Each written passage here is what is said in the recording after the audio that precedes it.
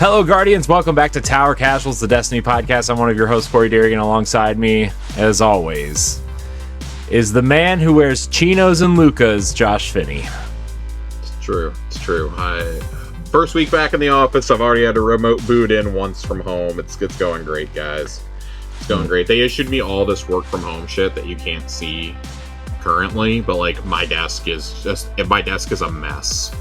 It's a combination of me trying to hook up my work from home stuff, which like technically I was supposed to boot up to another monitor, but I said fuck it, just pulled out my Chromebook. They tried to issue me on my first day. Full disclosure, I was told 100% this was an in-office position, and I was like kind of bummed about that, right? I really enjoy working from home. I get in there, get through orientation on my first day, and I get talked to, and they're like, oh yeah, by the way, once you're done with like your like not training period, because I've done this job before, but like once you've gotten like reacclimated, we're gonna actually promote you and let you work from home twice a week. Ooh. So it's a hybrid job, which is great because I drive like 35 minutes. And so Wednesdays and Fridays I will get to work from home, which I'm super stoked about. But it's not like one of those work from homes where like you can like fuck around and stuff. Like I actually have to be logged in working the whole time. Yeah. So I'm pretty happy about that. That'll be coming up like either right with the holidays or right after the holidays. Nice. It'll be nice. But to make a long story short, walked in there my very first day, and they said, "Okay, so you might want to pull your car around because we've got boxes of work from home stuff, boxes plural of work from home stuff to give you." Yeah. So, I had a shitload of paperwork I had to fill out, like all my benefits paperwork and things like that I already needed to carry down. And then they issued me a Chromebook with a mouse, a headset. Our headsets are like, I don't have mine within reach because I think I left it in my trunk. But they gave us like what I can only describe as like if Astro headphones made something that they sold at Five Below. Oh, like a Xbox 360 in-box headset. No, that's what I used to have. That's what we had 6 years ago at this job. No, this is more akin to the wired Xbox headset for the Xbox One.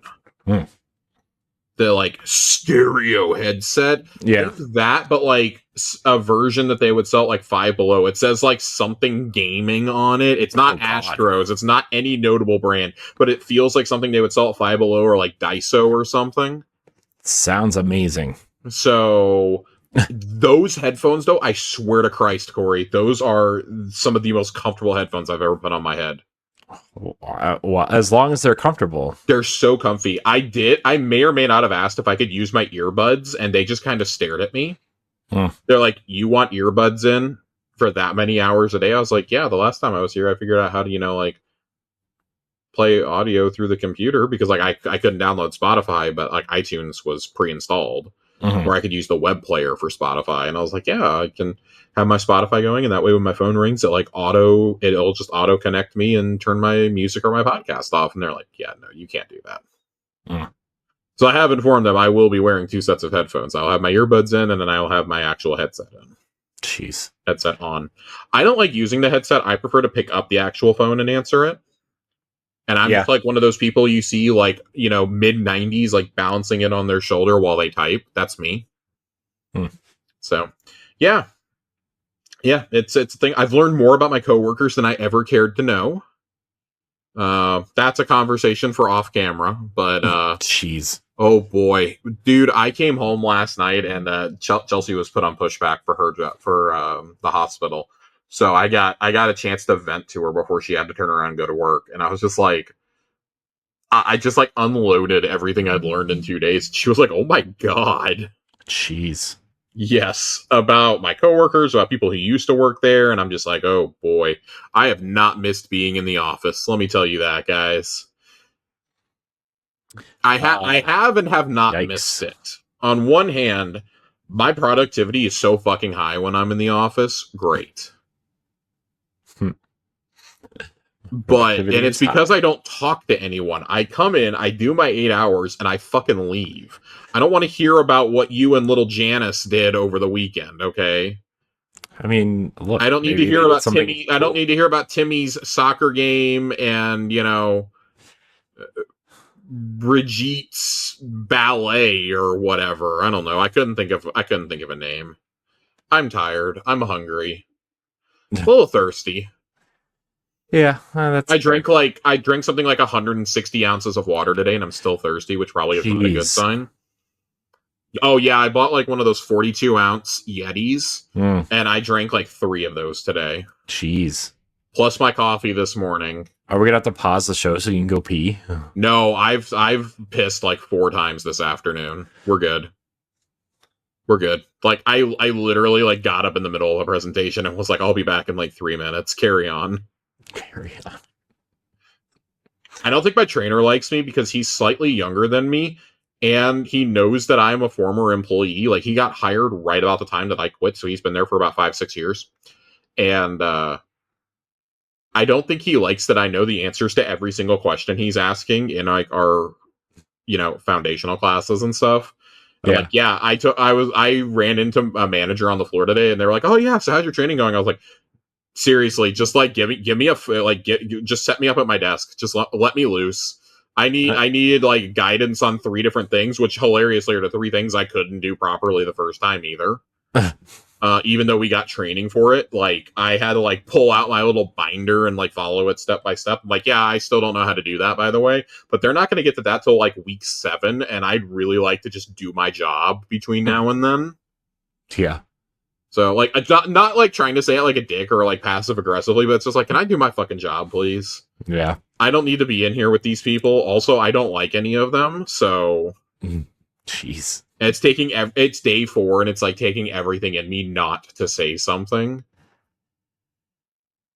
I mean, that's fair. Because if you guys remember, for those of you at home, I don't know if you guys actually remember this because we weren't doing the show at the time. I got talked to by HR for my attitude towards my coworkers once before. Apparently, I was abrasive and condescending towards a specific coworker. I believe I called him the word ignorant, and he went to HR and complained about it, apparently, that I treated him like he was stupid. My response to the floor manager who talked to me was, well, am I wrong? That was the wrong answer. Let me tell you something. 26-year-old Josh learned a lot about the way the corporate world worked that day. Yeah. So they may have moved me off of that team after that. Yeah. My supervisor's exact words were, you're smarter than most of the people out there. We know that. They probably know that. You definitely know that. Please stop reminding people that you're smarter than them. Please stop making them feel dumb. Jeez. So I say that to say, if I've ever sounded condescending towards anybody, I don't mean it. It's just kind of, my personality is like kind of a dick. It's just Josh, everybody. It's just Josh. Like, listen, Chelsea says that I give main character energy, and, I kind of get it. I didn't really understand it until I went back to the office, and I was like, oh, I completely see where she's coming from now. And not in a great way. So I'm using this as an opportunity to better myself. But I say all that to say that I gotta go main character energy here and bitch about Bungie for the next 45 minutes. Oh boy. Because holy shit, it's so bad. Oh my gosh. Did you see that? Did you see that Dylan had to apologize on Twitter? Did you see his apology? I did. I actually kind of want to lead off with that today. So as you guys know, Ashen Iron came out last week. Ashen Iron it's a catastrophe. I'm so sorry. It is an absolute catastrophe. I have not enjoyed a lick of Ashen Iron so far. I think the activity sucks. The reclaim activity legitimately sucks. You want to know how I know this is bad? All the people that I know who are way higher in season pass ranks than I am usually are not touching it right now. That doesn't surprise me. I'm going to be honest with you. No, people who main this game that like very emphatically have like in the past asked me to like calm down a little bit in my criticisms and be like, it's not that bad, are legitimately not playing right now because of how bad this is. Jeez. I've talked to 3 different players personally, who have told me that they either have stepped away or one of them has never stepped away and is considering putting the game down for the first time ever. Jeez. This has been his main game since the Destiny 1 alpha.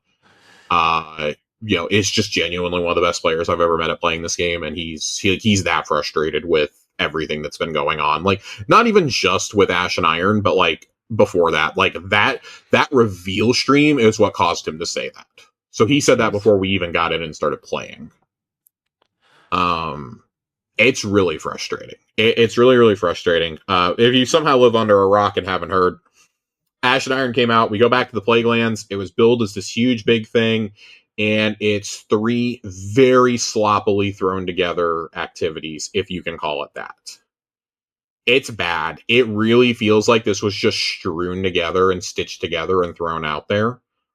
This is something I would expect as like, I don't know, if you had like 4 or 5 seasonal events, maybe this is one of them, right? Mm-hmm. This is less effort than anything we got in episodes last year, and some of those were pretty low effort, right? Like the activity where you ran around doing like little objectives and gathering plants on Nessus was better than this. Because that also showered me in loot. Jeez. And all those weapons were craftable, by the way. There's a couple of new weapons tied to this. And at least one of them is a reprisal. Which is fine, because Drang is super busted and it's really fun, and that's really like, but you can get that to drop technically from anything. It's really part of the world loot pool. Yeah. So that's one issue with this, right? There's like no story. There is one really cool mission inside the tower, and that's it. The one right when you load it up? The one right when you load it up, no context whatsoever. I genuinely, I'm sure they said it somewhere. I cannot, for the life of me, I cannot tell you why we were fighting Vex in the tower. I could not tell you. Yeah, I was a little confused by that, but I figured I just missed something because that's just me. Well, and then the missions were out of order for me. It told me to go, before I even did that mission, it told me to go to Devrim and talk to him about the attack on the tower. And I was like, oh, that's weird. Okay. And went and did it, and then I wasn't able to load up the activity because I had to go do the mission from the tower. Oh. Yeah. It was really weird. So that happens. The Plaguelands are devoid of anything that made them unique looking before with Siva. Like, now it just looks like snow and depression. There's really nothing that, man, that's... And 2 of the areas that we go to are the Divide and the Rocket Yard. 2 of the 3, 2 of the 5 areas. And they've had nothing done to them, by the way. Interesting. It's one of the choices of all time, let me tell you that. So you have all that happening. You have the fact that the game is just not fun. The portal is not rewarding enough. And we're going to talk about some changes that they've issued and talked about in the last couple of weeks. The leveling is bad. Leveling is really bad. It's been bad since Edge of Fate came out, and it's still just as bad. It's not rewarding. It's not fun. There is nothing new to play. I cannot emphasize this enough. There's nothing new to play. And I really think that we're at a point where waiting for Renegades isn't going to give people what they're looking for. I feel like Renegades, like, if there's nothing to do here, like, I feel like Renegades needs to hit,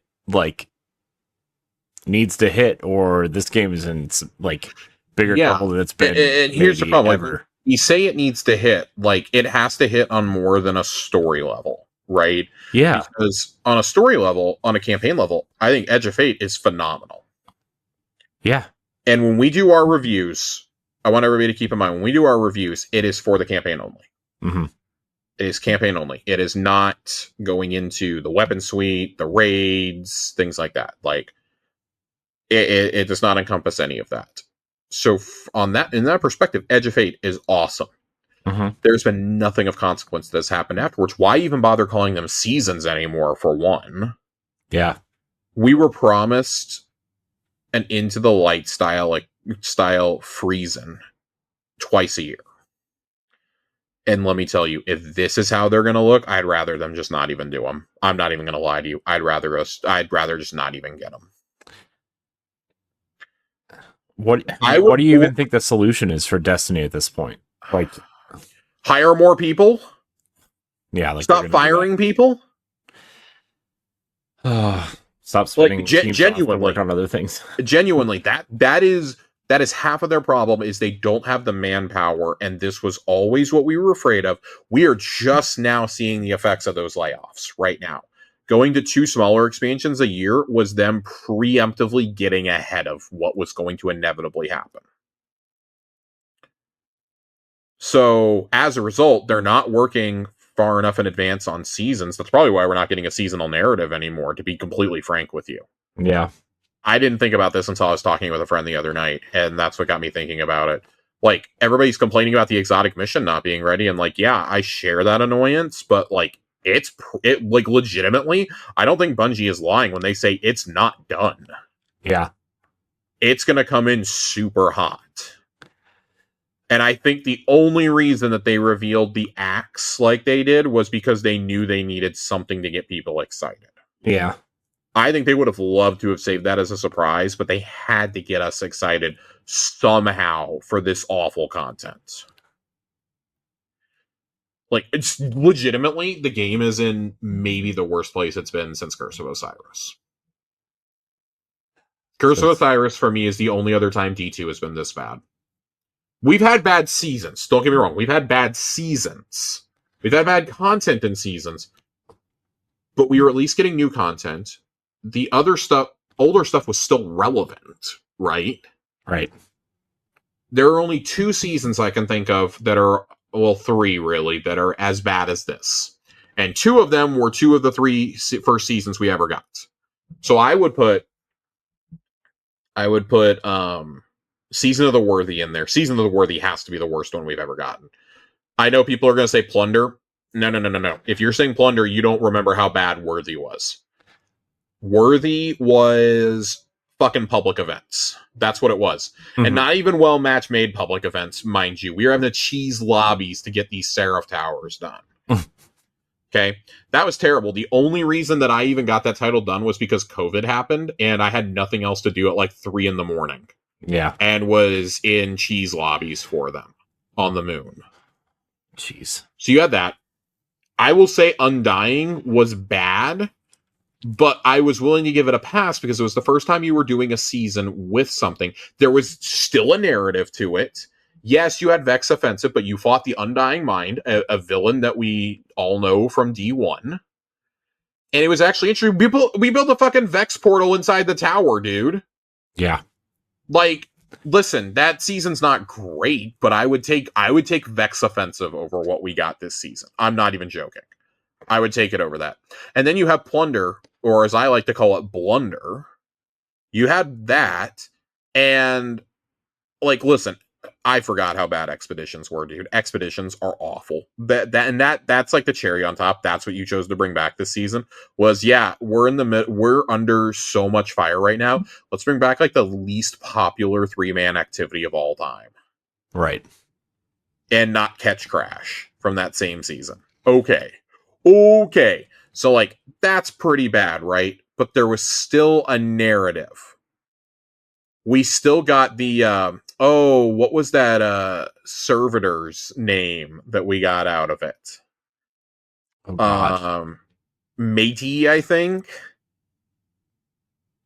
Something like that. Anyways, we got some wild servitor name that we all went ape shit over, and it was great, but that was like 150 episodes ago. I don't remember anymore.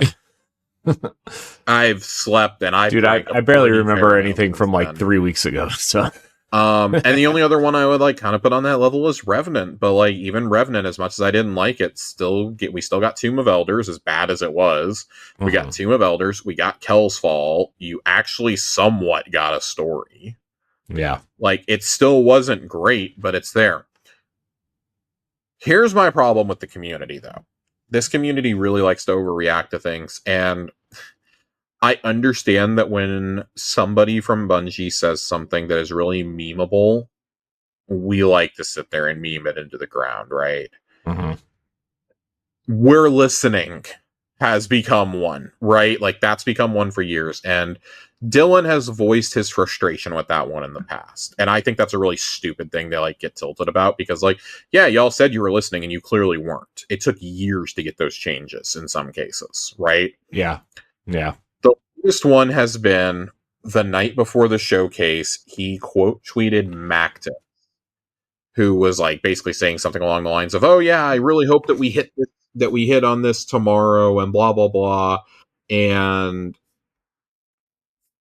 I gotta see if it got linked underneath, because I've since lost it. No, I don't have it. But he quote tweeted whatever Mactix said, and said, "We need to build momentum and sustain it. Let's fucking do this." And again, Oh, I saw that. Yeah.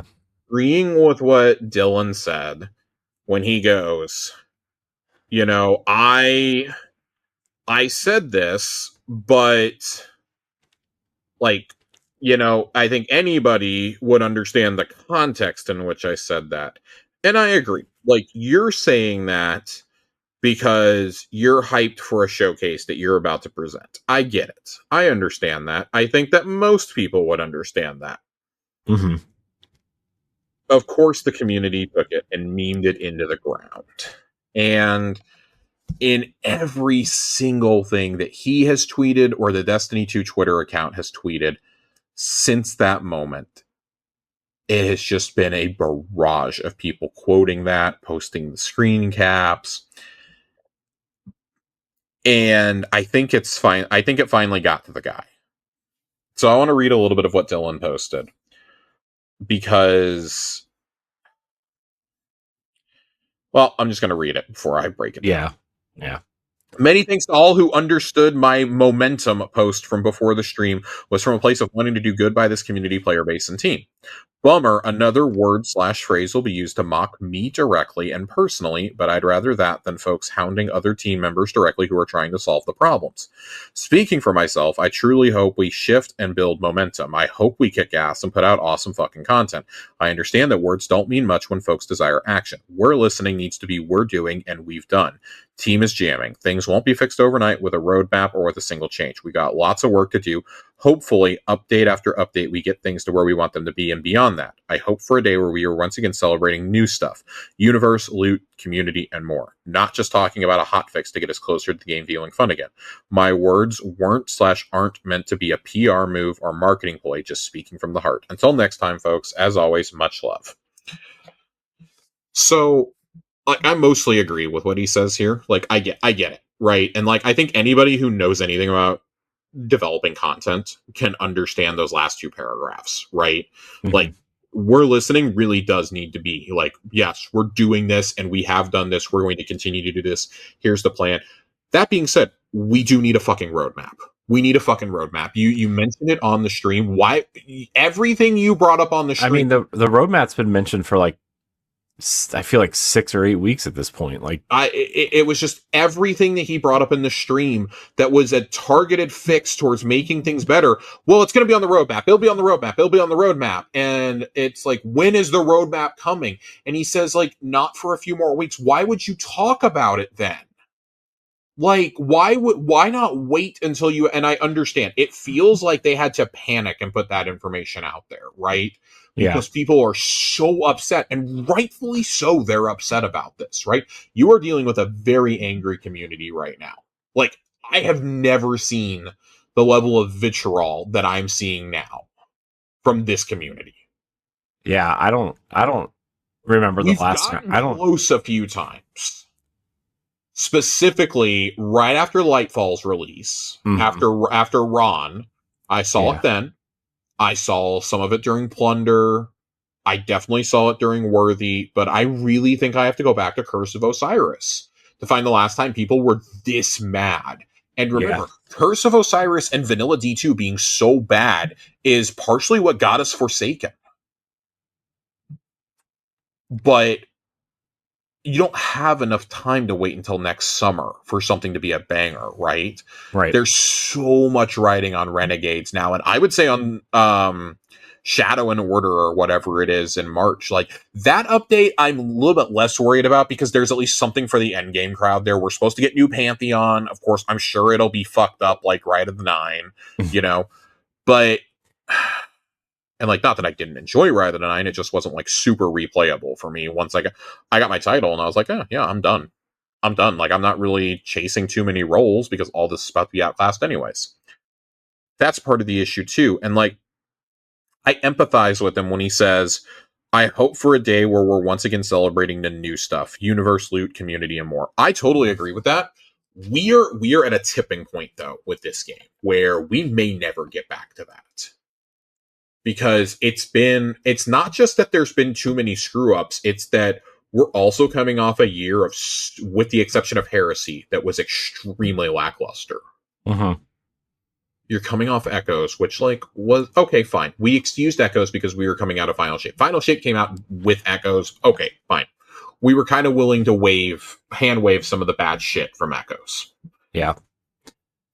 And then you had Revenant, which was bad. Revenant was really bad. Yeah, So bad. I finished the pass barely.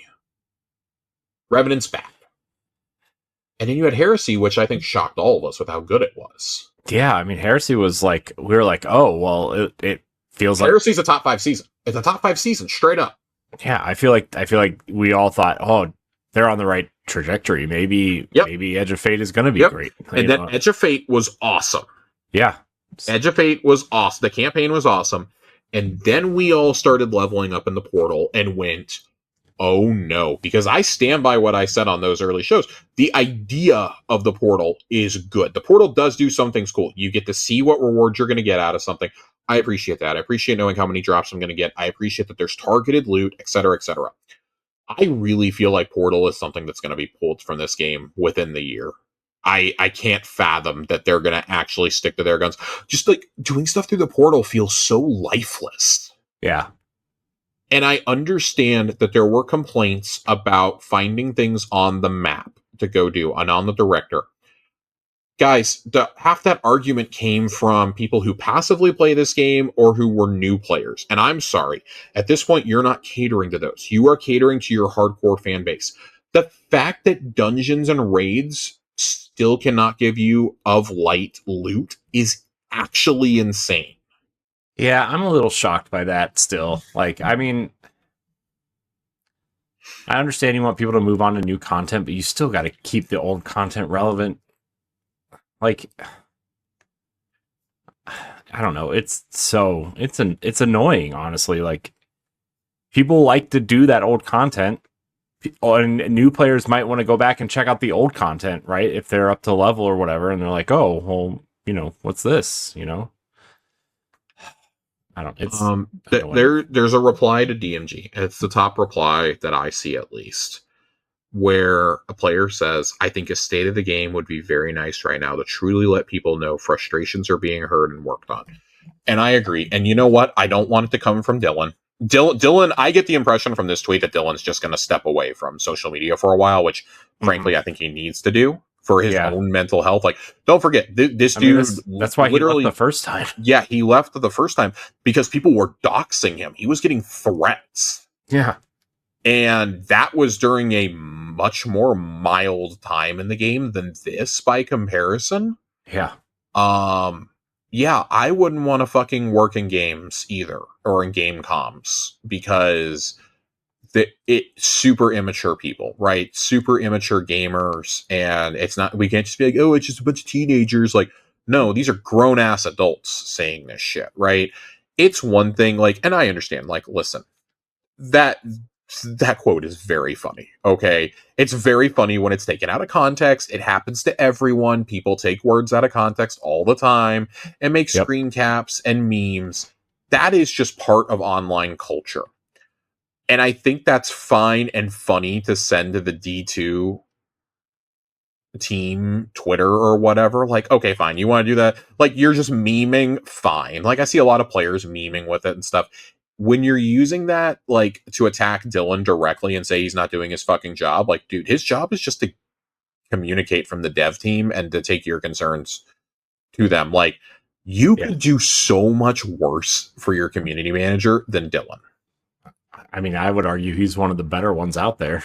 He is one of the better ones out there. Like, there's a reason why he's the comms lead for the Destiny franchise now.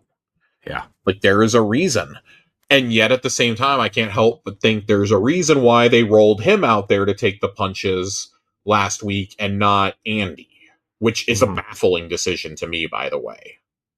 They seem to only roll Dylan out there when there's shit that people's going to get mad about. They let Andy do the fun shit. Right. And, I mean, at a certain point, I'm sorry, like, we need to hear from Tyson. Tyson Green needs to sit down and write a blog. We need to hear from him. Robbie was rolled out there to be the sacrificial lamb last week. And I'm going to be real, given the state of the game and given the fact that half of these changes are not even coming until Renegades that they talked about. They're talking about changes 3 months in advance, by the way, for quality of life. When you're talking that far out, I'm sorry, the game director needs to go out there and face the fucking music. You do. You just need to. Yeah. I think part of why I love Joe Blackburn so much is, yes, it took us a while to get there, but Joe wrote State of the Games. Like, we heard from Joe immediately after he took over. Yeah. When he took over, we got a State of the Game right away from him. I don't remember if it was him or Luke Smith that wrote it, admittedly. But I believe it was Joe who wrote it, where they told us about the Witch Queen delay and about some other things that they were going to be working on and this and that. I believe that came from Joe. I mean, even after Lightfall, like, Joe would remember when he literally got on Twitter live or whatever and, like, put that video up of him taking notes and, like, showing us notes and stuff. Yes. As we were heading he did that totally without certain teams knowing he was going to do that, because he promised 3 new maps and the PvP team was like, what the fuck? Like, we got to drop everything to make new maps now. Like, yeah, that's how maintaining PvP works, by the way, guys. Yeah. Like, I realize that you guys haven't given a shit about PvP since, like, Beyond Light came out, but come on. Yeah. So, I do think it's time for Tyson to face the music, and I know he just got appointed as the CEO of Bungie. Ooh, it's really weird to me we haven't heard from Justin. It's really weird to me that we have not heard from him yet. Yeah. We deserve a letter from him, and it can't just be after the re-reveal of Marathon, which the rumor has it is coming within, like, the next week or two. Yeah. So, rumor is it's at the next State of Play. State of Play is tentatively, I think, happening next week. Well, like, right before Tokyo Game Show, right? Like, yeah, I think they want it to be a big show. Supposedly, we're going to see Marathon and Wolverine there. And that's from Tom Henderson over at Insider Gaming. One of the few people I trust on saying things like that. So, but I imagine that's probably when we hear from him for the first time. It's like, yeah, you can't just show up in the good times. Yeah. You gotta show up in the bad ones too. Like, please be more personable than Pete was. Right. You know, please. Like, that's one of the things that Luke Smith did consistently, was him and Mark communicated with people. Yeah. They went out there and faced the music and videos. Yep. You know, like, Luke has talked very openly in interviews about how he almost quit game dev because of Curse of Osiris. And, like, just the vitriol he was receiving from the community and this and that. And he was like, oh my God, I can't believe we fucked up like this. And basically spent the next year of his life fixing the game. And I understand that, like, actions will always speak louder than just a blog post, right? Right. You don't have the amount of time, even, like, post Curse of Osiris, like, yeah, the game had just sold a ton of copies, right? Yeah, sure, down from Destiny 1's launch, but D2 still launched with an awful lot of copies sold. Yeah. Curse of Osiris was so bad, though, and then, you know, Warmind comes out, and, like, word of mouth is kind of spreading a little bit with Warmind. It really took that Cade trailer with Forsaken, and that, you know, that's still, I think that's one of the wildest marketing decisions ever, is that you showed the face of your franchise getting murdered. Yep. And it was like, what? And, like, and this has come up so many times over the years. Like, What would have happened if they didn't do that? They didn't have a choice. They had to do something to get that player base back. They had to. Yeah. Activision was ready to cut them loose. And I think that's a different kind of pressure, I think, than being under Sony. With Activision, they would have been released from their contract. With Sony, they may just be absorbed and closed. And it's very clear. So I think it's very clear Sony regrets buying them. Oh yeah, They were 100% sold a vision that they have not remotely gotten payback on. And they probably never like really will in a meaningful No, they won't. Frame, right? I mean, it'll be like they won't. Yeah, I mean, even if Marathon does amazing, like they're still gonna $3.6 billion is a lot of money, Josh. I don't know if you know this. It's a lot of money. So gonna need a lot more $20 skins. Dude, that's like a whole nother topic that we'll get to. But isn't there something like $250 worth of Eververse items now or something? And I don't know what it is off the top of my head, but we were on pace to have 13 Eververse sets this year alone. And they were going to try to give us reskinned armor for Iron Banner. I saw that. And that had to be changed out of Outcry. But anyways, so let's move on from complaining about Bungie the studio and complain about Destiny the game. Oh boy. Yeah, so obviously we got 2 weeks of TWABs to cover. I'm gonna kind of compartmentalize last week's TWAB because by now you guys already know. The patch that went live this week supposedly added more rewards to basically every single. It added a +1 in terms of rewards to every single activity in the portal. And increased the bonus timers for the Avalon and Presage missions to 35 and 20 minutes, respectfully. There's not a lot from last week that we didn't already talk about, or that I didn't already talk about, I guess I should say. But let's go ahead and hit these ability changes. There are some ability changes that I think are interesting.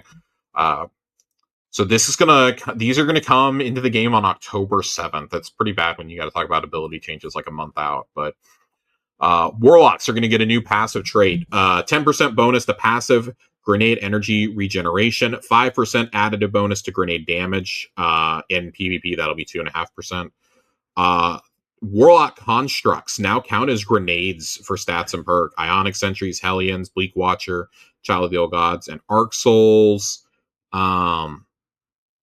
There's a lot of changes to Void Grenades here. Chaos Accelerant will now grant you 2 grenade charges. Scatter Grenades are going to give you 4 more Seekers on the charged grenade, with combatant damage going up by 25%. Tracking increasing. Axion Bolts are going to charge or detonate twice. Charge projectile damage is going up by 25%. And speed, tracking enemy players, is going up by 40%. So they're going to be even worse in the Crucible. In case you haven't hated Axiom Bolts for the last 12 years, there you go. Vortex Grenades are going to repeatedly pull enemies in. Spike Grenades will charge. Spike Grenades, Suppressor Grenades, and Void Walls will all charge into handheld Supernova. And then Glacial Harvest, Stasis Shard creation no longer has a cooldown in PvE. Titans are getting some updates to Stasis and Void. Specifically, Howl of the Storm is going to grant 2 melee charges, which is going to be absolutely bonkers for movement in the Crucible, I think. Now it will slow enemy players instead of freezing them. Cryoclasm is going to get 3 fragment slots instead of 2, and the long slide cooldown timer is going to go from 4 to 2 seconds. Tectonic Harvest, Stasis Shard creation no longer has a cooldown in PvE. That's kind of wild. And then Void Unbreakable. Unbreakable and Bastion. Unbreakable will reduce your grenade energy drain while holding your shield. Forward movements slow down when the shield is hit by an attack. Fragment slots are going to increase to 3, and your blast will now disorient enemies for a short time. And Bastion, you will no longer increase cooldown time in PvE. I think the Unbreakable stuff is cool because, how often do you actually see that being used? I think that's a cool idea personally. Yeah. So I like that. Hunters are getting so much shit. New passive trait, passive movement speed bonus, now equivalent to the old tier 10 mobility. I love that. Nice. Wild. Default sprint speed is going to increase from 8 meters a second to 8.6 meters a second, and a bonus 10% to weapon equip speed. Marksman's dodge, which is the dodge that I use. I do not use Gambler's dodge. I'm very bad. I prefer to get my weapons reloaded. Will now pick up nearby ammo bricks and reload all weapons on activation, not just your currently equipped one. Suspending Slam from Strand will no longer increase cooldown duration after use. Suspending enemies with it now gives you Woven Mail, and your duration will scale with the number of enemies suspended. That's really cool. Threaded Spectre, increased fragment slots from 2 to 3. Thank you, God. I'm so excited for this. Been working off 4 fragment slots for an eternity on Prismatic. But here's the one I'm really excited about, Corey. I'm extremely excited about this one. Can I tell you? Yes. On your mark on Solar, which I really like to use, rescaled stat count to a maximum of 10 stacks. Precision hits will give 1 stack. Final blows will give 2 stacks. Ooh. Final blows at 10 stacks will cure the player, and these are for precision hits. Nice. Precision final blows at 10 stacks will no longer give Radiant. I would rather get Cure than Radiant. I'm going to be totally honest. Stacks of On Your Mark now give weapon stat. Max is 50 weapon stat at 10 stacks and still grants previous reload benefits. I love that. I think that's nutty, and that's what I run on Solar anyways. I'm very excited about this. And then Golden Gun Deadshot refunds ammo on Golden Gun final blows instead of on ignitions. Now extends super duration on final blows. Energy diminishes with final blows. Gains are reduced in PvP. So I think that's cool. I'm very excited about these changes. And these are coming on the 7th of October because I'm going to... Hunters also are getting... with Grim Harvest, Stasis Shard creation no longer has cooldown in PvE. That one cannot come soon enough. I've been running a lot of Stasis the last few weeks, and oh boy. If you're not in that gameplay loop, you are not making those shards, and I really need more shards. So I'm very excited about that. I think that's actually going to be a really fun change. But we got to get to this week, though, Corey. Boy. Boy, there are some things here. Some things. That's a statement you said. Some things that I don't necessarily think they did enough here, but let's talk about it. So I'm going to start with there was a live update today. I want to talk about that. They've talked about wanting to do more live updates, right? And live updates are things that you don't have to like install a patch for. It'll just update in the API in the background. So the live update today fixed an issue where Widow's Court was not dropping correct number of rewards, added additional base rewards drop to certain Fireteam and Pinnacle activities, including Battlegrounds, Behemoth and Core, all 3 Reclaim activities, all 3 dungeon layers, Avalon and Presage. So I think that that's pretty rad. That's a step in the right direction. It's not amazing, but it's something at least. So yeah. Oh boy. It's something. So I think my biggest issue is still that you have to have so many goddamn modifiers on in order to get of light gear. And that's fine. Like when you're pushing those final 50 levels, I think like 500 to 550, like, yeah, you should have to put that shit on. Yeah. I don't think the rest of us should have to. I don't think someone who's not even 400 power should be, in the trenches, right? Yeah. It is what it is. Yeah. Some of the bigger changes coming to progression. That's what we're gonna talk about here. Raid and dungeon reward updates. In next week's update, we are buffing raid rewards in Desert Perpetual, as well as changing up legacy raid and dungeon content to let you farm exotics infinitely without a weekly lockout. That's interesting. I mean, that seems like a decent change. It's something.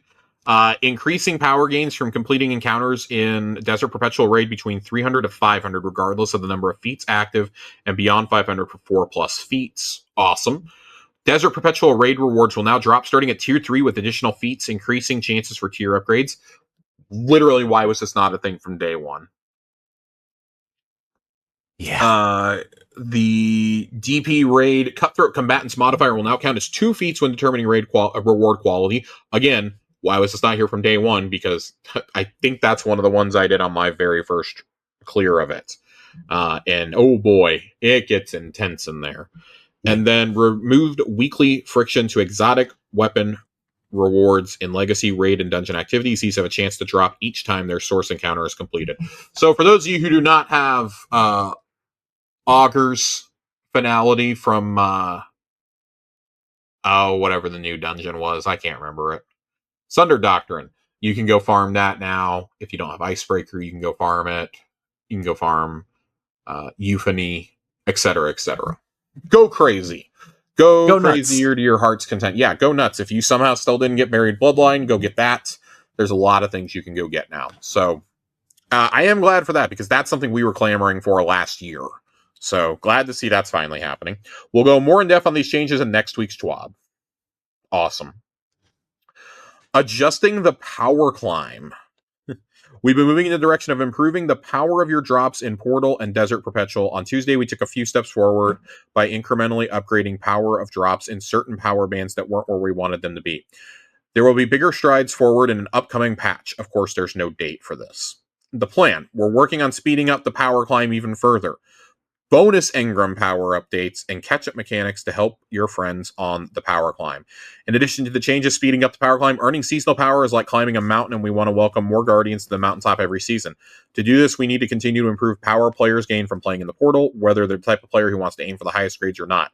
Speeding up the climb for everyone is all about creating more opportunities for all players to gain power. Great. Super. Yeah, bonus engrams. We want them to be a source of motivation, encouraging you to play the variety of activities.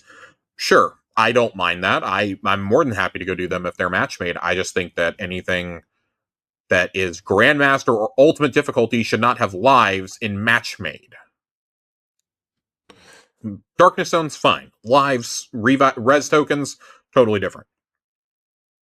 In the interest of helping more players get to the mountaintop, bonus engrams from Portal activities will contribute to the power climb up until the 550 cap. Again, why was this not a thing from the beginning? Right. Why would you advertise bonus drops and not have them be? Anyways. We're going to add a catch-up mechanic that will help jumpstart earning power and higher-tiered rewards. Our goal is to ensure there are lots of opportunities to earn powerful and higher-tier loot, even if you are flying in during the later part of the season. Look for more details soon. Again, look for more details soon. Look for the roadmap! The roadmap, guys! The roadmap is like fucking Shangri-La out there. We're never going to find it. I feel like the word soon is going to be the next raid boss. Soon, TM.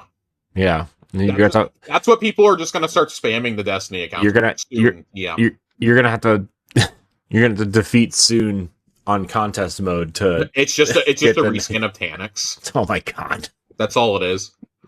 Well, we destroyed his floating wheelchair, so like, can we give him like a walker or something? I don't know. Or maybe when you beat Taniks this time, you get an exotic called Soon or TM. Yeah.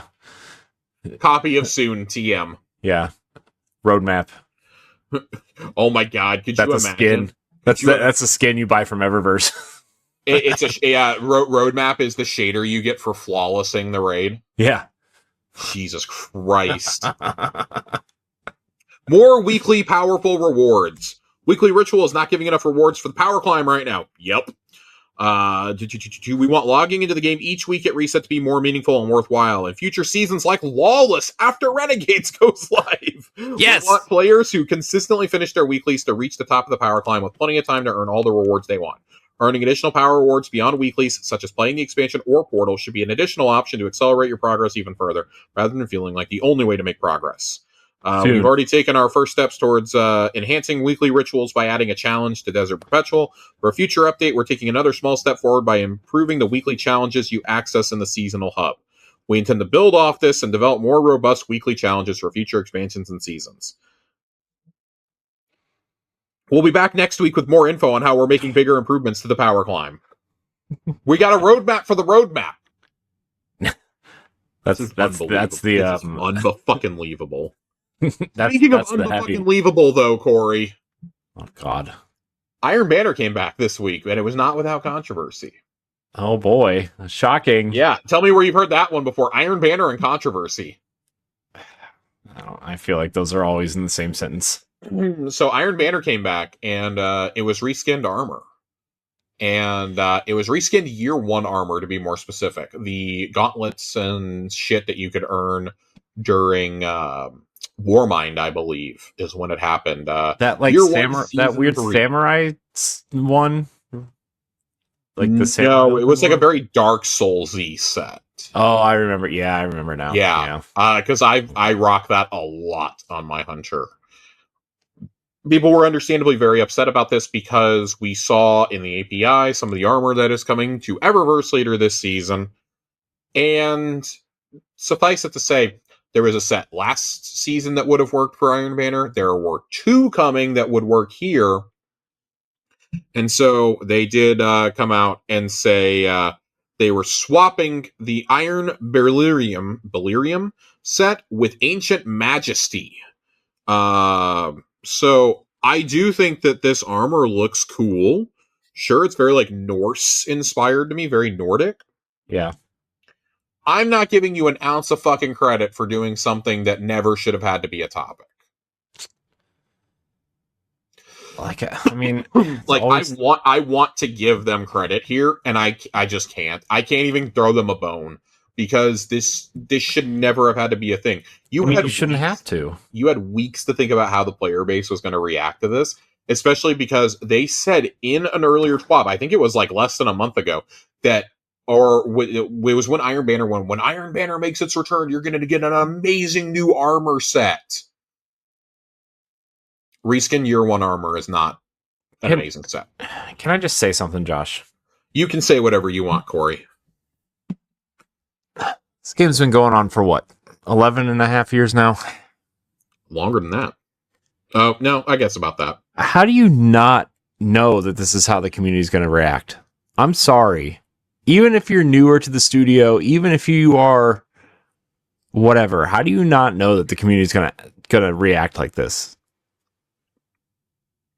Just how? You know? It's tone deaf at absolute best. Yeah. Oh, that's what frustrates me about. Mm-hmm. You know, not look. I understand a lot of changes has happened to the studio. I get it, but like, this is what frustrates me in general. Is like, because you are in a tough spot. I think if you make smarter decisions, not necessarily grand ones, but like this armor situation, you need to make smarter decisions because the magnifying glass is on you, harder than ever at this point. Like you could have just avoided this. And yeah, that's what I'm saying. Didn't. That's what I'm saying. This was an easily avoidable mistake. Yeah, okay. The event, like the activity might not be great. Okay. Some of the other things might not be up to par. Okay. But like, this is something that could have been easily avoided, in my opinion. Yep. And I'm glad that you said that, because I want to read a couple tweets from our favorite lore whore. My name is Bife. Love that guy. Quoting the tweet that D2 team put out 2 days ago. God, I thought it was like last week. I was scrolling back through my Twitter and was like, oh shit, it was 2 days ago. Where he says... It's a long week, Josh. It was about the armor change. He goes, course corrections are positive, but behind it all, we need to see something more. As a player, I'd love the Destiny team members to really look at the game and understand player sentiments based on the reactions to these changes and use those learnings as a means to pivot. This is the specific tweet that I retweeted. It's always good to back away from a bad call, but there's been a lot of instances of this lately. The community is tired of telling Bungie to not touch the metaphorical hot stove, only for them to sometimes listen and then, accidentally or not, touch it anyways. Currently, as a player, I feel like the game I play is meandering. It's all very well to put the clear, concise version of what's planned for the game in the dev streams a few weeks back. Now is the time to realize that vision through action. Turn that listening into a direction. So, yeah, I'm like, everybody has fucking had it. Mm-hmm. They've fucking had it, man. It's just, it's so frustrating because we love this game so much. We love these characters. There is, and this is what I kept coming back to talking with friends over the last week and a half. No other game scratches the itch like Destiny. No game plays like Destiny. And that's the really frustrating part is that's why we ultimately keep coming back is that the stories, the characters, the raids, the dungeons. But like, I'm getting so little of that now. It's down to one dungeon and one raid a year. It seems like it's down to like one exotic mission, maybe, if I'm lucky. Like, everything I love about the game is just being stripped away because of budget cuts, and it really does feel like, for the first time, I feel like I'm going, it feels like it's on like life support at this point. I know hindsight is 2020 or whatever, but I seriously almost feel like they should have, after the final shape and whatever content came after, like, you know, the episodes or whatever, maybe the first 2 episodes, maybe they should have put this game on ice a little bit and maybe focused on Marathon, and then, you know, maybe had a team keep updates going or whatever, and then come back to this when they had a roadmap, when they had a real solid plan, because it seems like they had a concept of a plan, right? Like they had episode Heresy and they had, you know, the things leading up to the Edge of Fate, and the Edge of Fate campaign was great. But like, it always feels like the stuff that comes after a major campaign release is always like, what's going on, you know? Like, and especially with everything going on at the studio, the layoffs, the leadership changes, the, you know, trying to, you know, some of them focusing on Marathon, like, I really just, I don't know, man. I feel bad saying that because we both love this game so much, but like, I would have like maybe just put it to bed for a little bit. I don't know. Or maybe done another year of episodes or something before you really figured it out. Yeah. Something else I would add to that. I've never been on the build Destiny 3 train, simply because I don't think you would have had the player base transfer over. Yeah. For the first time, I've literally sat here for like the last 2 weeks and gone, man, what would things have looked like if they had started working on Destiny 3 like after the Lightfall debacle? Yeah. Like, it wouldn't be out right now, and you probably would have had to do another year of episodes. But man, I just wonder what that would have looked like. Now, in order for that to happen, you couldn't have gone through the second round of layoffs. Yeah. I don't even think you could have gone through the first round, to be completely honest with you. And I think that's what I hate when I see people say, well, they should have just done Destiny 3. Like, you guys don't understand how game dev works. Like, you don't. Yeah. You straight up don't. And what they really should have done, and this I will say, they had so many projects in incubation, and then Gummy Bears got spun off into its own team and studio. So that took another 100 people away from the studio. Uh-huh. Like, I'm sorry. That shit should never have happened. When you saw that D2 was approaching the end of its life cycle, you were going into like the final part of the D2 saga, Marathon should have been halted. Marathon should have been halted. It should have been full steam ahead getting this out the door, and then slowly you let people transition over to Marathon. Especially after everything that happened before the art debacle, right? Like everything that was going on. Honestly, I think Marathon should have been paused after the first layoffs. I'm not even going to lie to you. Yeah.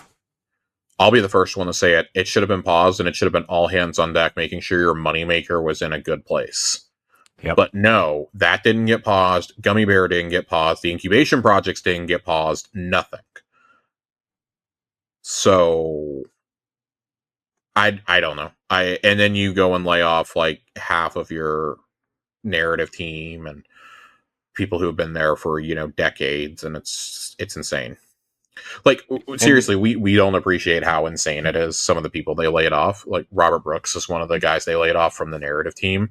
I mean, responsible for writing our dear friend The Crow. And he's now a senior writer on Project Orion over at CD Projekt Red, which is Cyberpunk 2077 2. Mm-hmm. Yeah. That's the level of talent that they lost. Yeah, and like we're really starting to see that. And like for the record, narrative team's still cooking. Yeah. But we're seeing this is the first time. It's been about a year since that second round of layoffs. We're starting to see it now with the seasonal content. I would wager to say that Heresy was probably mostly done, if not like it had a lot of the bones built already last year. Yeah. And it was probably all hands on deck to get Edge of Fate out. I'm not even going to lie. I'm sure it was. But I don't know. I'm talking in circles. I'm going to keep coming back to this. I'm hesitant to give them too much credit for today's TWA because I do think there's some good things in there, but it's like all of it's like, oh yeah, well, we'll have updates next week. We'll have updates next week. We'll have updates in the future. Oh, this is coming with Renegades. Like, no, we need concrete stuff now. And I know it's not as easy as flipping a switch. And that's part of the frustration, I think, with myself and the player base is we know you can't just flip a switch. Well, I know you can't just flip a switch, right? Mm-hmm. This isn't just like a snap my fingers and it's there. Yeah. It is actually really hard to get some of these things done, but I just don't understand how you bork the game to such an unimaginable degree when I think we can all agree, like, yeah, there were some things that needed to be changed, like, going into Edge of Fate, but holy shit, you really fucked the game. Yeah. And it's not the new armor or new weapon system. I think that's actually great. Yeah, I like the new weapon and armor system. I think it works. I think it's great. I think it works. I think it's fun. It allows for, more creative build crafting. That's great. Portal fucking sucks. And Portal, they just don't seem to understand. Increase the rewards. That's literally what we're asking. And also, like, we want new shit. There's no new shit. Dude, the sieve is not a Portal activity. Let that sink in for a minute. That's not a Portal activity. Not that I'm exactly running to want to replay more Edge of Fate stuff, but like I get the feeling that's why the missions were broken up the way they were, is so that they can just throw them into the portal down the line. Yeah. That's a really depressing thing to think about. Yeah. I don't know. You got anything else on these topics before we get to some questions? Nothing inspiring, Josh. Nothing inspiring, he says. I wish I did. And I don't want to take anything away from people who are working on the game now because they are in a really tough position, but that doesn't take away for what's happening in the game now, right? So I hope it turns around. I really do. We love Bungie, we love Destiny, but it's not in a great spot right now. So at a certain point we have to just like call shit out. Yeah. So all right. I'm going to get the questions. Illustrated Geo wrote in last week in the Xbox Casuals week. He wrote in and goes, wouldn't it be cool to put a backup data of Rasputin in the Good Boy Protocol? I just need another excuse to, I'm going to assume this is supposed to say revisit and not resist. Revisit that storyline. Like you guys, I'm already bored with the one we're in currently. I'm just imagining an AI talking dog with high intellect would be an amazing companion to your Guardian and a unique contribution to the Sandbox and Braytech storylines. Every time I think about the Clovis Bray story, he just reminds me of Dr. Willy from Mega Man, but in Destiny, we're dealing with the Mega Man 10 storyline equivalent.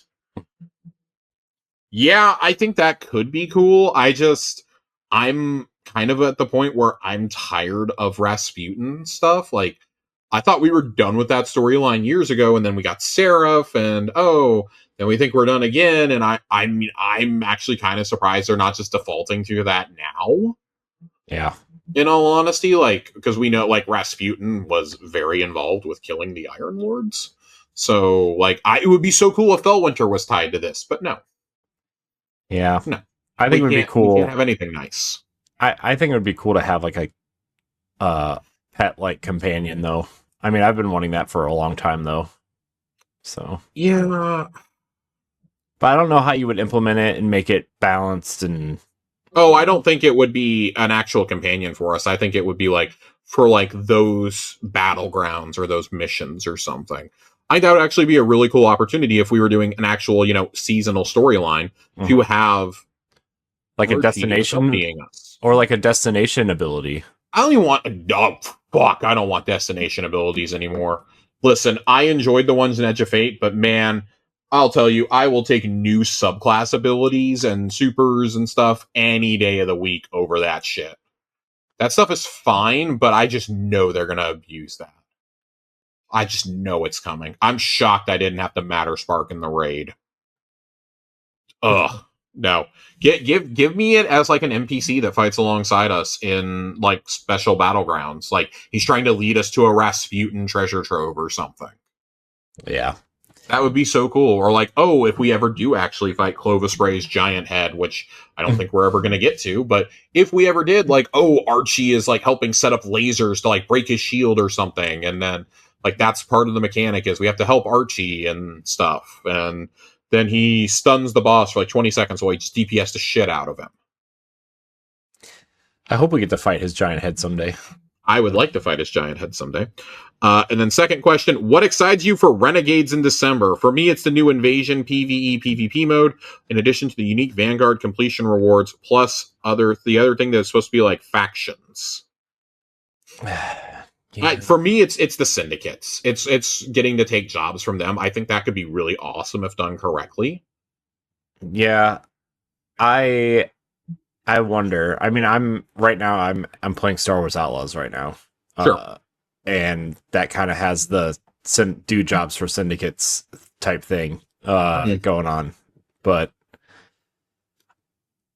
I wonder how that would work in Destiny, even if it's or maybe it doesn't affect the other syndicates, right? Maybe you just do the jobs for the syndicates, and then that's just how I have a feeling that's how it's going to be. I don't think you're actually going to like gain rep and lose rep with each syndicate. I mean, but Outlaws you do, and I think that's way cooler. You know how cool? You know what it would be cool though is if you gained rep. Maybe you don't lose rep with the others, but like you like pledge your allegiance to one of them, and then it like the like Future War Cult and stuff in Destiny 1, the where you could earn like an exotic class item or whatever. Yeah, I had the Dead Orbit one. Yeah. I think that would be cool.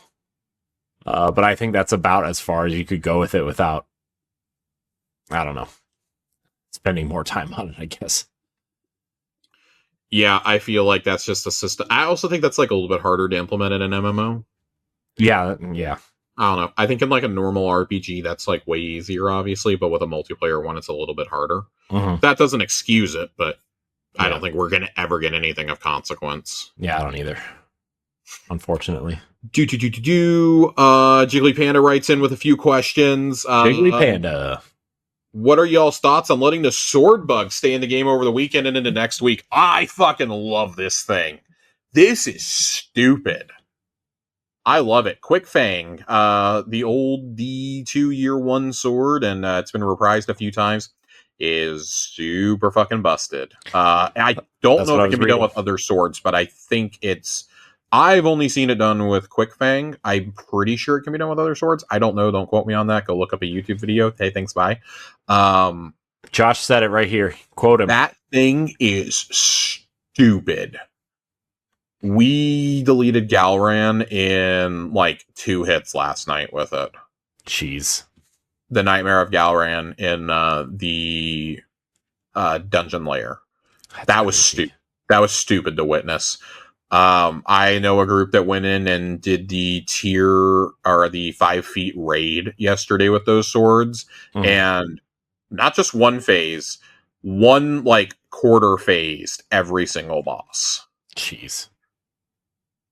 Yeah. So Wow. You just have to stay alive long enough to make it to DPS, and then it's game over. Yeah, simple as that. I've seen Atheon get one-shotted by this sword. I've seen Crota get one-shotted by it. I think Explicator got that happened. That happened to the Explicator in Ron tonight.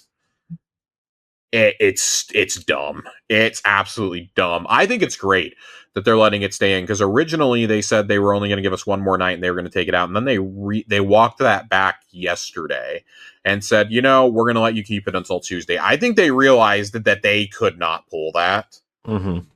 Like, yeah, it's going to cheese the game, but there's no epic raid or anything going on. Just let people have their dumb fun. It's getting some of us to be excited again. Similar to the Sturm and Drang bug, which has not been taken out yet. That's also stupid. Get a kill with Drang, pull Sturm out, and cook. Your abilities do like 6 times the damage. So I was running through ultimate level Starcrossed with a friend of mine and just like punching everything to death. It was so good. I was a hunter. It was fun. It was really fun. I was throwing stasis stars everywhere. So it was definitely fun. I enjoy it. When bugs like that are in it, just let them stay in the game if they're not breaking anything, like, yeah. Who cares at this point? The people who are left are the people who are going to enjoy this stuff, Mm-hmm. If the epic raid was coming out Saturday, that would be one thing. And I would say you could leave it until Saturday morning and then take it out, and that would be a fair compromise. Epic raid isn't for another week or two. You can kind of do whatever you want to. Yeah. Leave it in. Oh, what? I was just saying, leave it in. Yep. Leave it in. It's a lot of fun. Also, just like more stuff like this. Like more stuff like that, and the unintentional interaction with Sturm and Drang. Also, the new pistol Unwell, that also works with that sidearm. So, Jiggly Panda also asks another question. Have y'all gotten the chance to play the new Skate game? I'm going to go ahead and say no for both of us. I have not. I didn't like Skate the first 3 times it came out. I did not either. I am a Tony Hawk guy. So yep, I'm going to be really, really honest. I never got into Skate. Skate was more of a sim, mm-hmm. and I didn't like that. I like the stupid wackiness of Tony Hawk. Mm-hmm. That being said, Skate is free to play in game preview. I probably will try to check it out sometime in the next couple weeks, but I don't know if you guys heard, I started a new job this week, and I am really tired when I get home from work. It's not like I've been at home and I can like take breaks and shit on my couch. No, I'm like commuting. Yeah. And I'm just tired. I just kind of want to come home and chill. If it's not something I absolutely want to play, I'm not playing it. So yeah, I mean the drive home from work, at least for me, is like 35 to 40 minutes, and it's like, yeah, that's a there's drive. Construction on the road that I need to take to get out to the highway, and that alone takes longer than it takes me on the highway to get home. Yeah, that is like a 20-minute excursion, and it's like 15 minutes on the highway for me. Like getting to work, I go a different way. Yeah. But coming from work is really hard to go that way because everyone's trying to go that way. It's just really annoying. I'm gonna have to find another way home.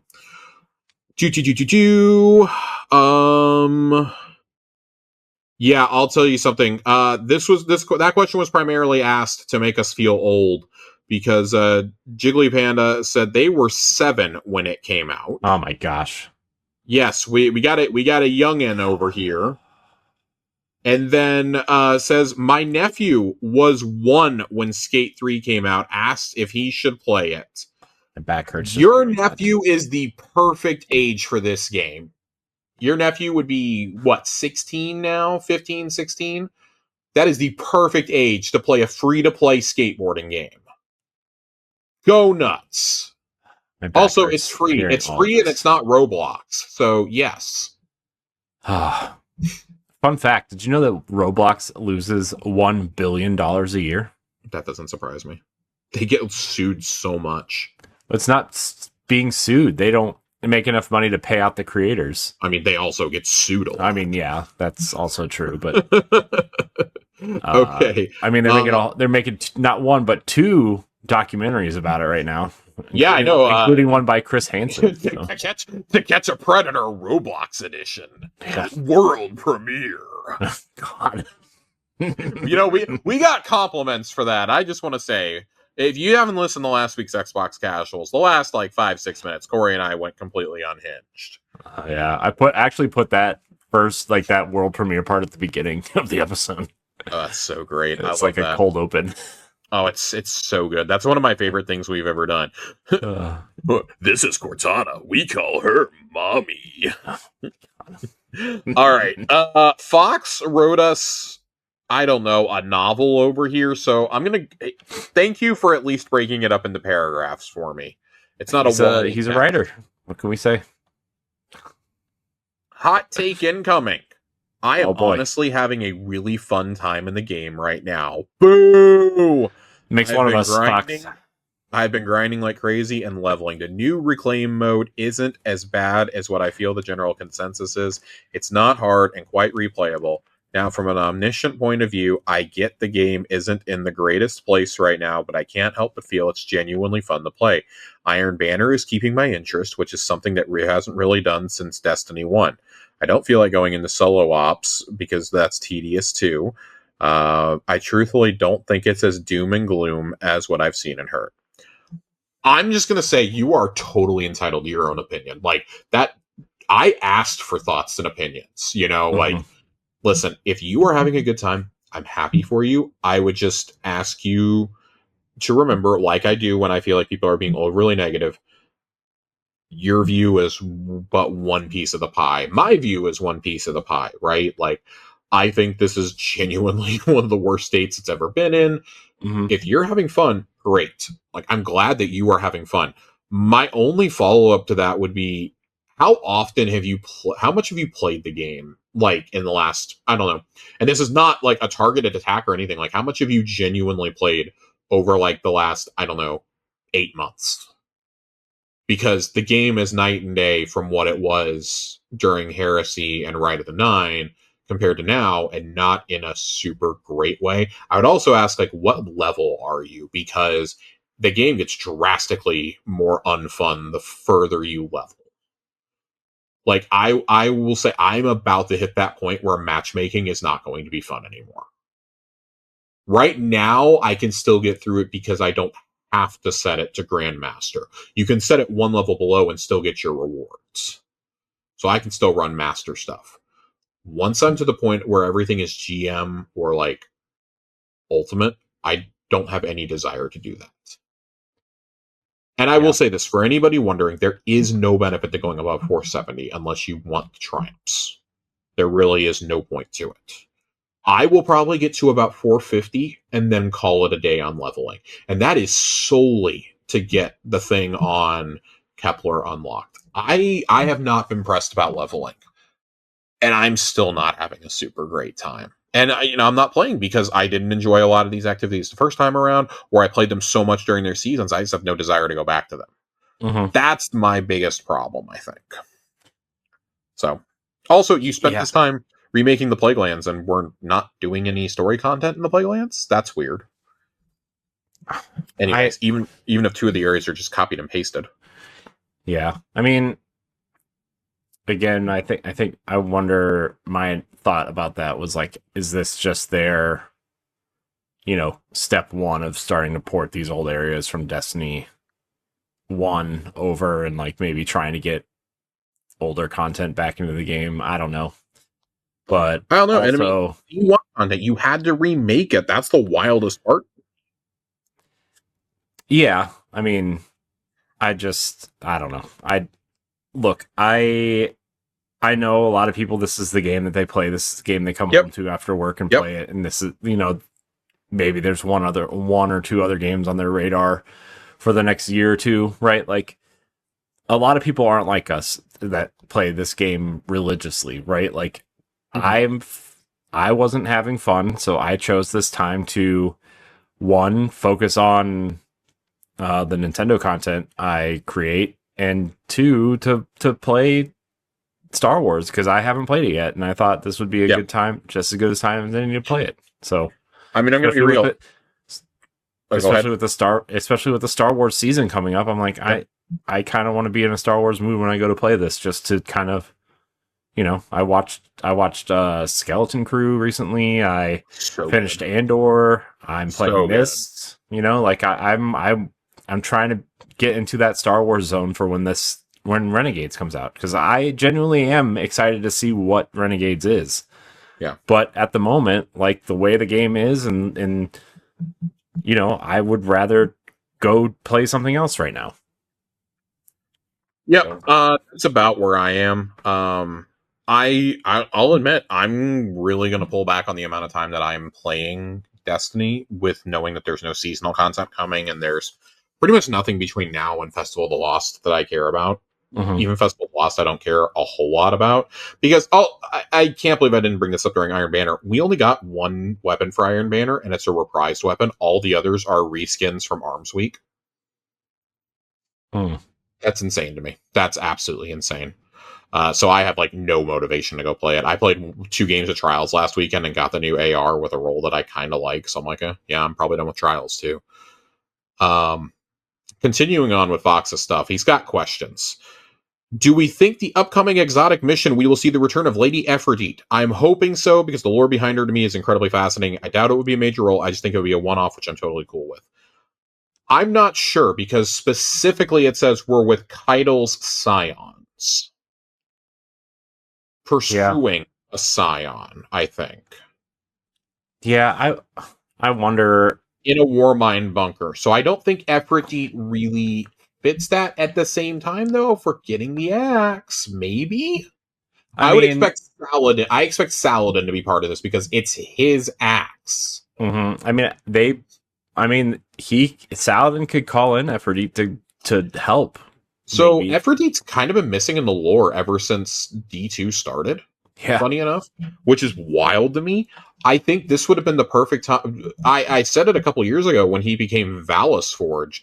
That would have been a perfect opportunity to bring her back and do Iron Banner. I really thought, with them having Iron Banner take a break, I thought we're going back to the Plague Lands. We're going to get this awesome story. Oh, maybe Aphrodite comes back and is the vendor for it. Oh, this could be so cool. Yeah, especially if you're doing like a soft reset of the game, right? Like nothing. I got fucking nothing. Even Crow would make sense, considering he has Saladin's axe. Mm-hmm. But no, I can't have anything. How soon do we think we will physically see the consequences of Maya killing 3? I'm going through current lore. There are currently disasters happening on Earth of biblical proportions: famine, disease, natural disasters, etc. So that is the physical consequence.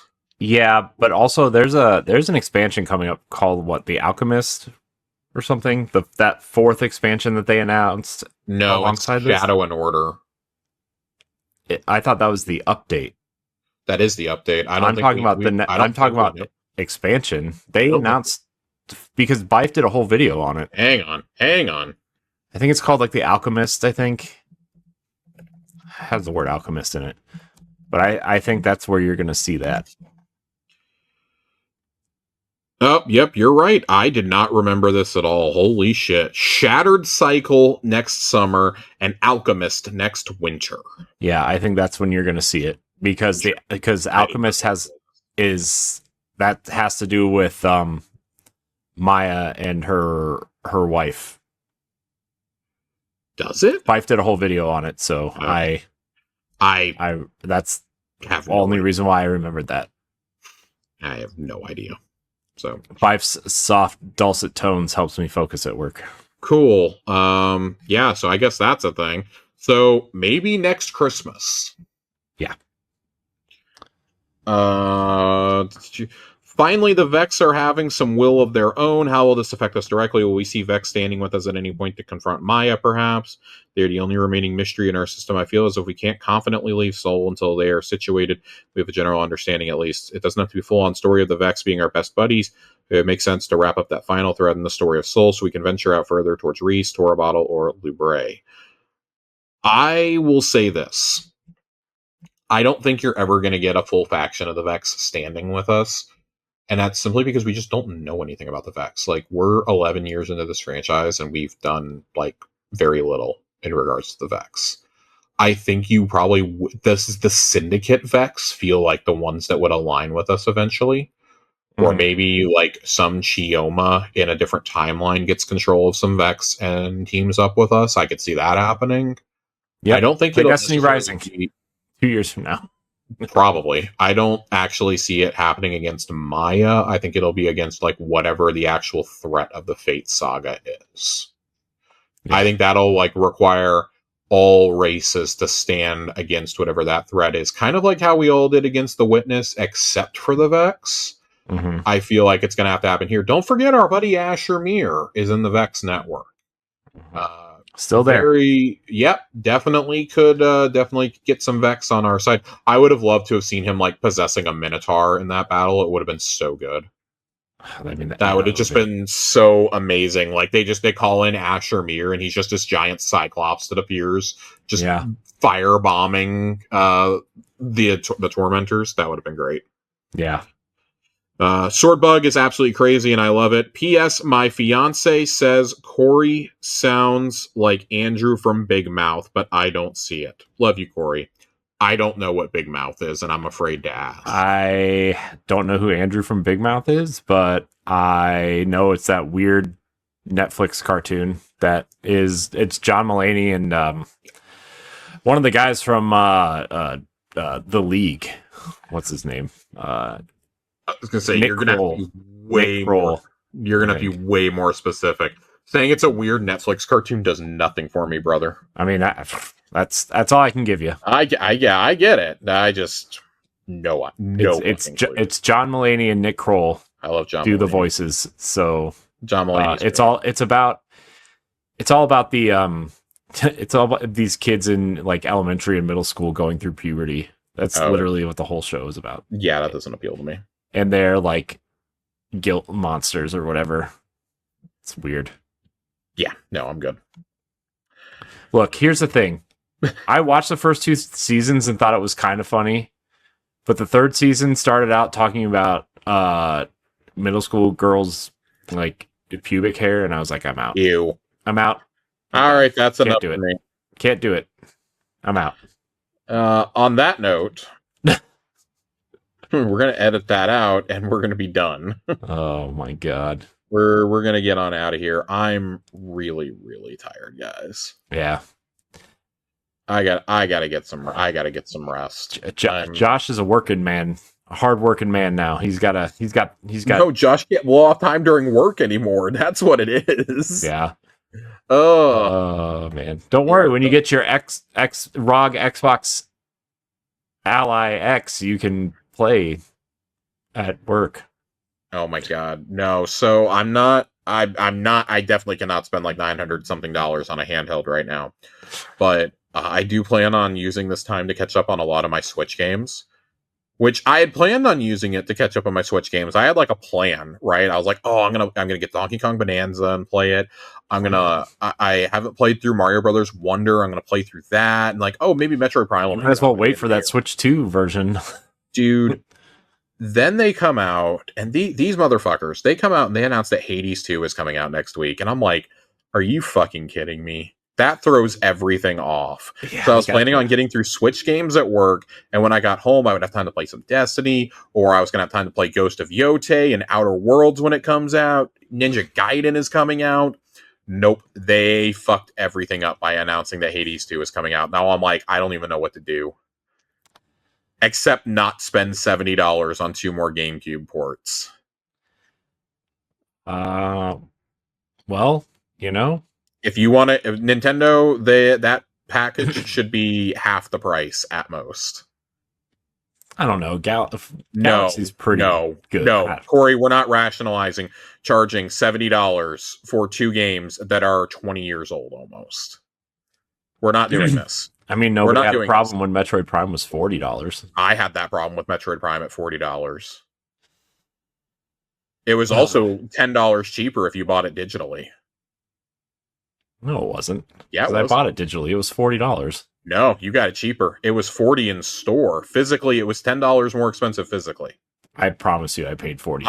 I promise you. I'm going to Google.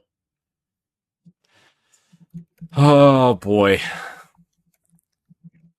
Josh is actually looking up Cortana. Josh is looking up how much this fucking cost. I'm just gonna be so annoyed. Are you annoyed? I don't know. Whatever. It's fine. I don't really care. I care. Josh cares. He cares so much. Everybody out there, thank you so much for watching and or listening to this episode of Tower Casuals, the Destiny podcast. I almost feel like we have to apologize when we're negative for multiple shows in a row, Josh. Nope. We're only here to talk about what's going on, guys, in the game. That's all we can do. Josh, appreciate your time tonight as always. Everybody out there, remember to like, subscribe, share, rate, and review wherever you listen. Metroid Prime was $40 on both. It's just that the physical release came out like a month later. That's what it was. I'm 0 for 2 tonight against Corey. This never happens. Oh no, it really doesn't happen. Never happens. You're losing it, Josh. You must. This is what happens when what happens when I go back to work full time. Jesus Christ. Being in the office has dulled my senses. It has. You're slipping, Josh. My main character energy is fading. Oh no. Everybody out there, thank you so much for watching and or listening, and until next time, we love you. Goodbye.